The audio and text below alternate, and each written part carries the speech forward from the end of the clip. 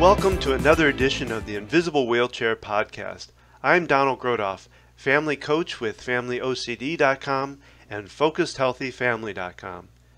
In the Invisible Wheelchair Podcast series, I delve into the hidden characteristics of OCD, anxiety, and anxiety disorders. The things that most people don't see, that are behind closed doors and shut within the mind about anxiety. My goal with these podcasts is to bring about awareness of Obsessive Compulsive Disorder, or OCD.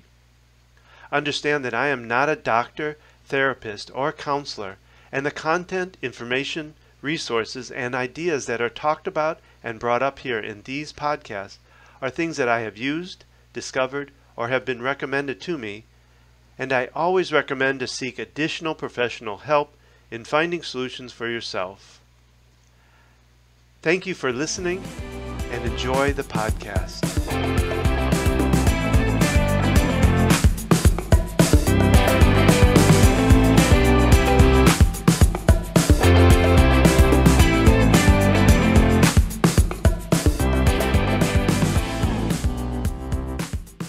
This podcast was recorded September 20th, 2019. This is podcast 33 called Labeling OCD. Today in this podcast, what I wanted to do was bring up a subject. Some of it's a little bit what I might call maybe controversial. What I'm hoping to do here is not bring up so much of a viewpoint as an idea to cause thought and discussion for yourself. So I'm going to talk about two different labeling ideas here.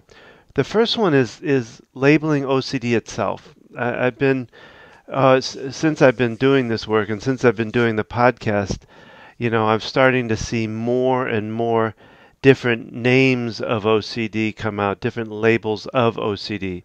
There's harm OCD, pure O, sexual orientation or homosexual OCD, sudden onset of OCD, relationship OCD, and the list goes on. It's growing. I mean, when we first got involved with OCD and the beast came into our lives, we didn't really know of much.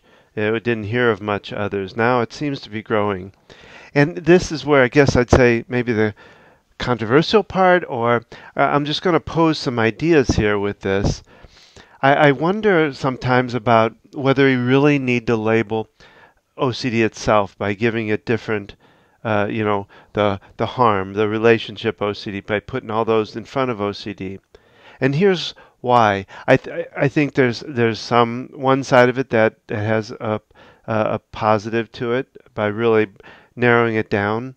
But the other side of it that I wonder about, and again, I'm just putting this out for thought, but is the fact that, we learn this even in a personal sense, but also with the clients I've worked with, is that OCD changes the content constantly sometimes, depending on, it could be, and I really have found that they may call it one thing, like they say they have harm OCD, but that's not the only trigger. That's not the only thing that they obsess over.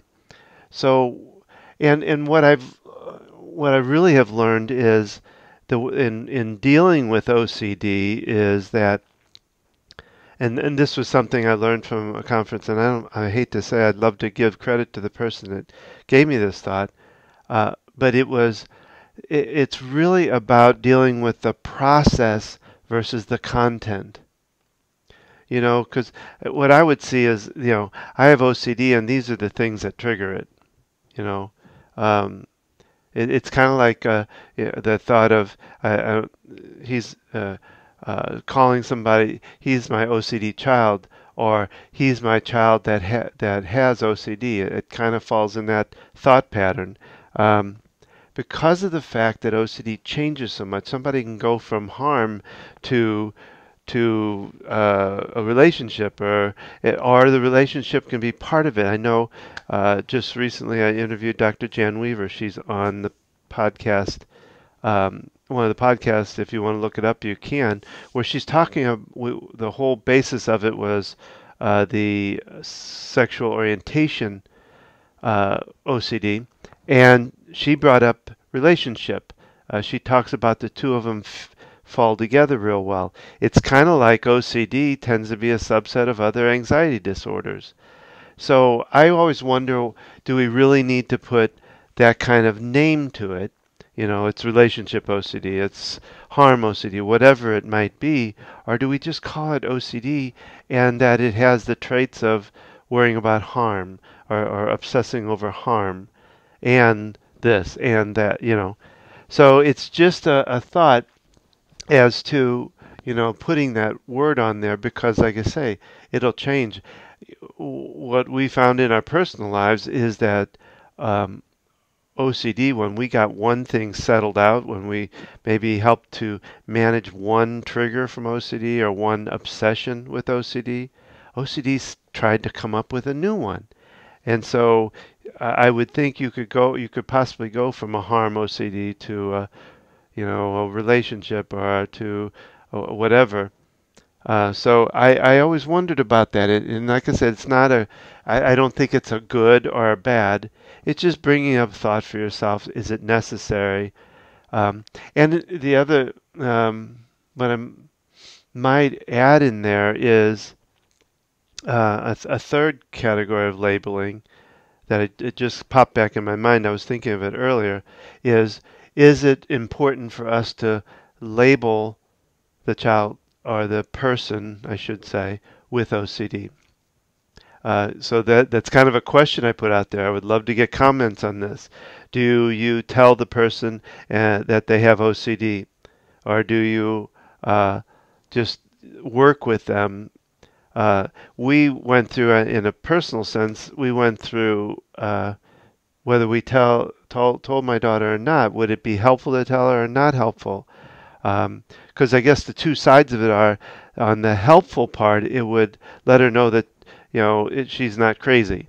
That this is, because it's actually, I was just reading something recently that it has a lot of medical to it, a lot of things going on that aren't functioning in the brain properly, that that you might call medical.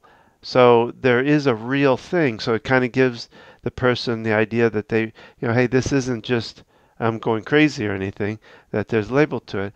The other thought of it, the other side of that, kind of we went back and forth on, was, you know, in doing that, does that give her an out, or does that give her an excuse, or that give her a chance to put it all on OCD and, you know, I can't help it, it's OCD.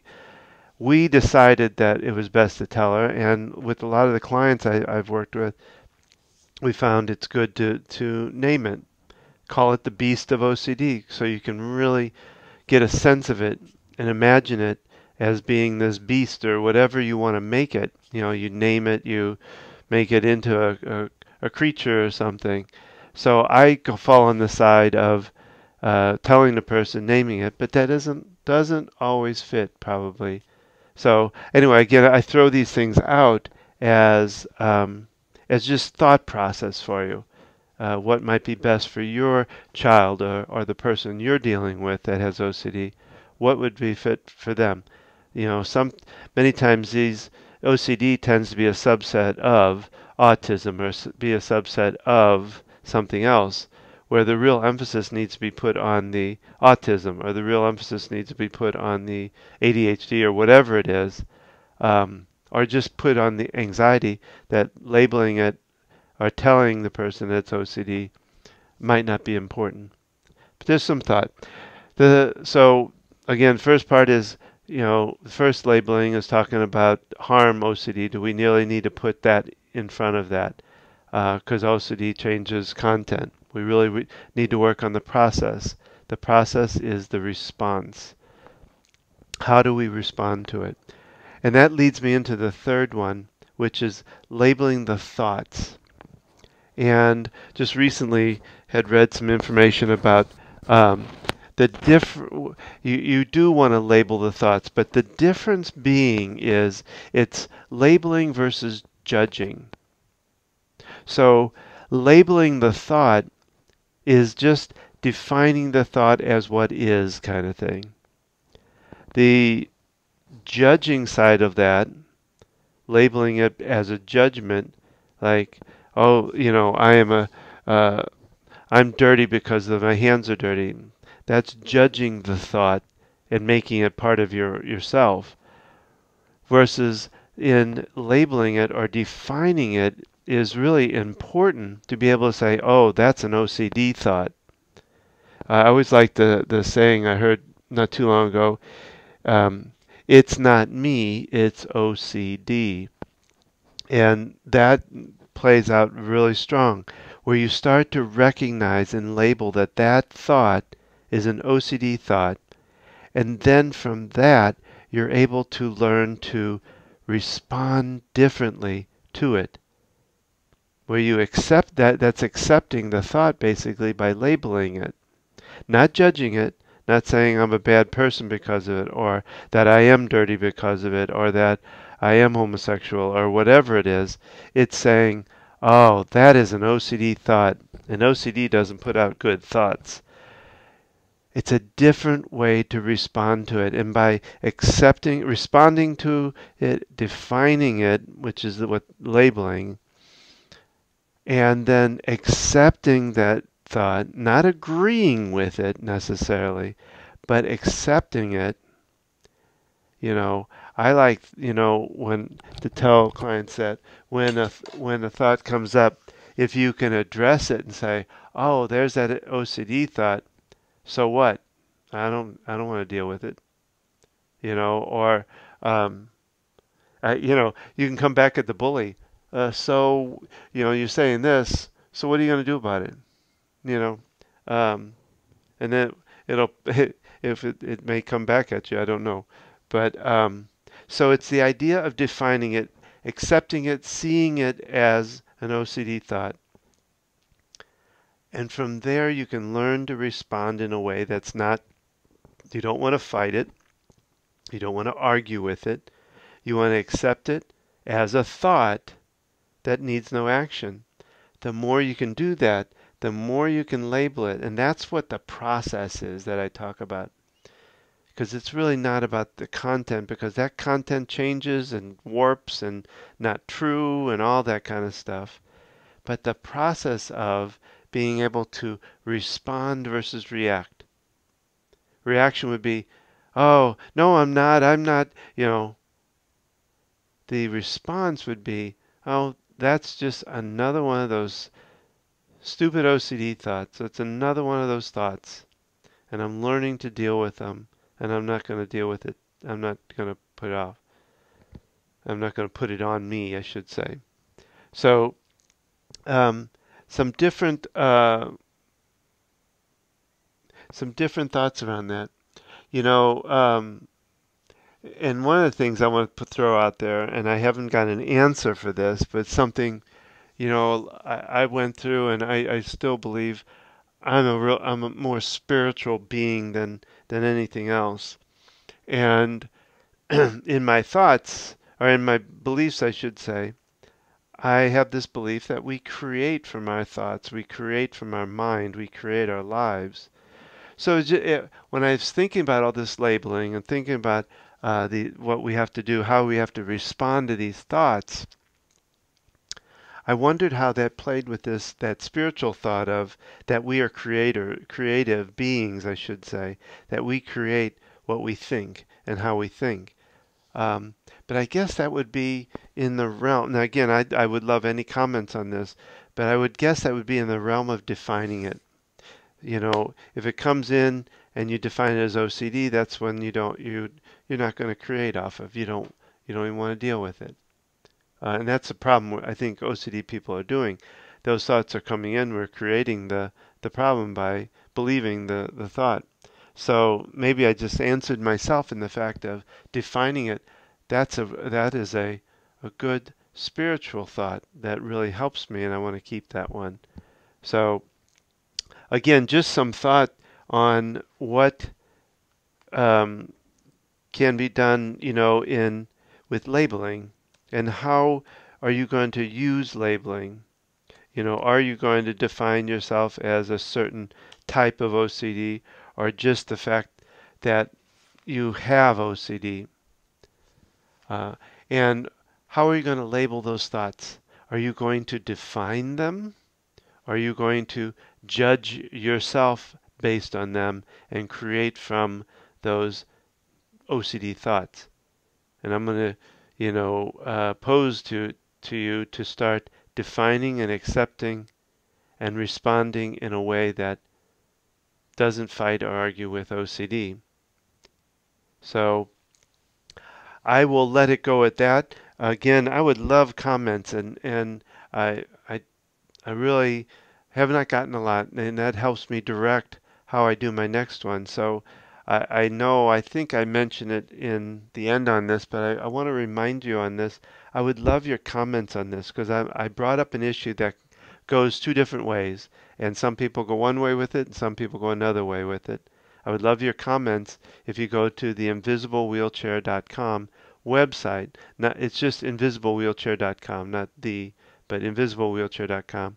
I would love your comments on this, to get the other side of it, or get the thoughts behind it. Did it raise up your the hairs on the back of your neck? It was so off base for you. I would love to know that, because like I said, I brought this up just as a process of getting thought process going for people to think about, what does that mean? Does that help me, hurt me? Does it work for me? Does it serve me or not serve me? So again, I will leave it at that. I hope this podcast has been helpful to you, and take care. This concludes this podcast. We really would appreciate your comments. Simply leave a comment at www.invisiblewheelchair.com. There, you're able to submit a comment that will help us determine future podcasts.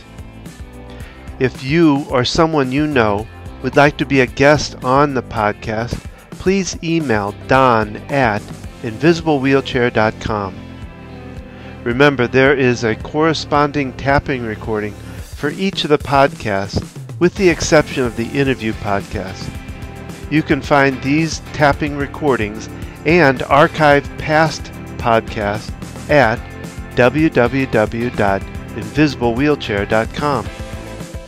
Finally, there is relief for OCD, and we at FamilyOCD.com and FocusedHealthyFamily.com can help you find that relief. Again, you can contact us through those sites, FamilyOCD.com or FocusedHealthyFamily.com. You can also find us on Facebook at Invisible Wheelchair Podcast. You can find us on Twitter at InvisibleWheel1, that's the number 1, or at FamilyOCD. So thank you for listening. Keep tapping and transcending your life to new heights.